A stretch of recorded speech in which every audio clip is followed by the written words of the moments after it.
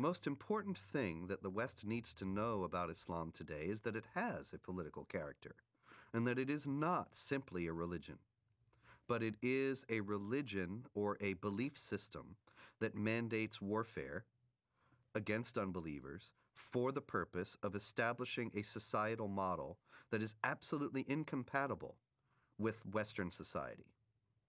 Americans need to know this. Western Europeans need to know this because Muslims are coming into Western countries while holding these beliefs and intending to act upon them.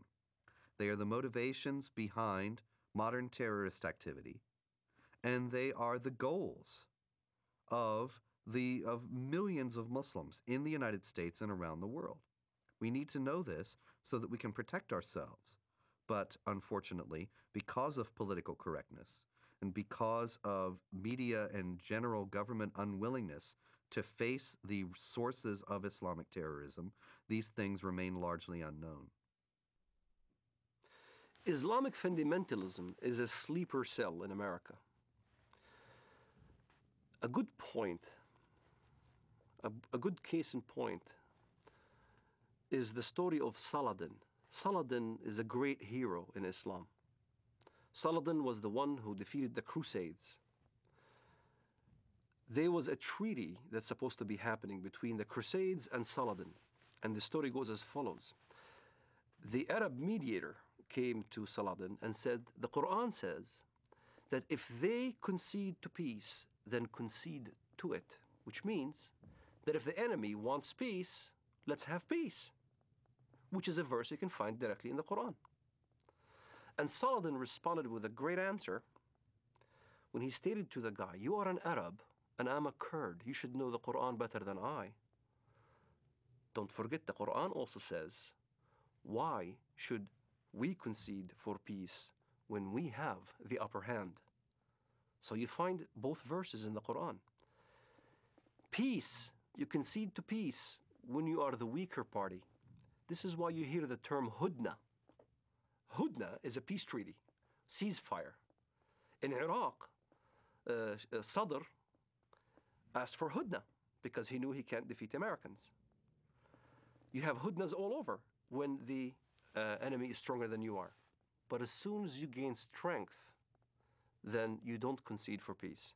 This is why the face of Islamic fundamentalism in the West has a facade that Islam is a peaceful religion, because they are waiting to have more Islamic immigrants, they're waiting to increase in number, waiting to increase in political power, and once they do, then look out. You'll see the real face of Islamic fundamentalism here in America. سيارة مفخخة بقافلة أمريكية ويظهر الشريط أحد الأشخاص وهو يقوم بتفخيخ حافلة صغيرة بعدد من القذائف الصاروخية.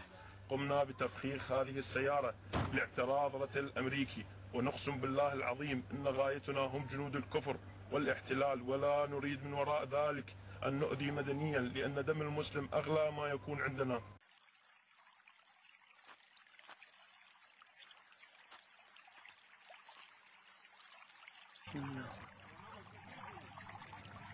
الله أكبر الله أكبر الله أكبر الله أكبر الله أكبر.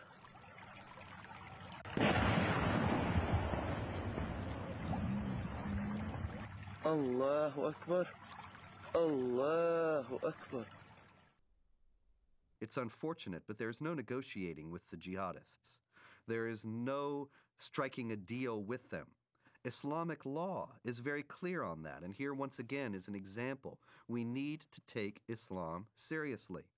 Islamic law does not allow for treaties. It does not allow for negotiated settlements between Muslim states and non-Muslim states. All it allows for is a temporary period of up to 10 years of hudna, or what is commonly translated as truce, to allow the Islamic forces to gather their strength. But that's not the same as peace as we know it. That's not the same as the absence of a state of war. That's only a temporary lull in a war that the jihadists consider has gone on for 14 centuries and are willing to fight for 14 more. So when you meet, in fight, jihad in Allah's cause, those who disbelieve, smite at their necks, till when you have killed and wounded many of them, then bind a bond firmly on them, take them as captives. Thus you are ordered by Allah to continue in carrying out jihad against the disbelievers till they embrace Islam, are saved from the punishment in the hellfire, or at least come under your protection. But if it had been Allah's will, He Himself could certainly have punished them without you. But He lets you fight in order to test you, some with others. But those who are killed in the way of Allah, He will never let their deeds be lost. In Islamic thinking, the world is divided into the house of Islam, where Islamic polity has been established, where Allah rules supreme, and the house of war, which is the rest of the world. This dichotomy is reminiscent of other totalitarian ideologies, and most explicitly communism. Both communism and Islam seek the end of history in this world. The end of history will come when either the whole of our planet becomes Dar ul-Islam, or else when the proletarian revolution brings the avant-garde of the working class to power all over the world, which will be the end of state, the end of money, and the end of class oppression.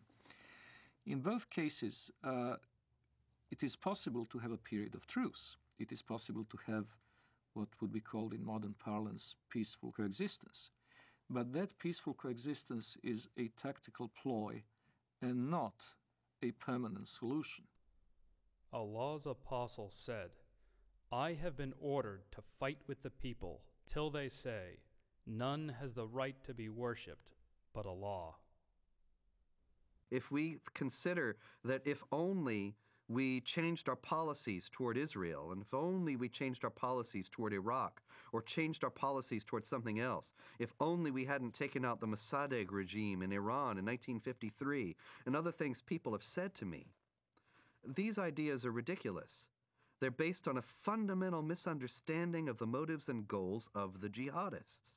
This is not a conflict that was created with the creation of the State of Israel, or a conflict that was created when American armies went into Iraq. The global jihad has gone on without interruption, without significant interruption, since the 7th century.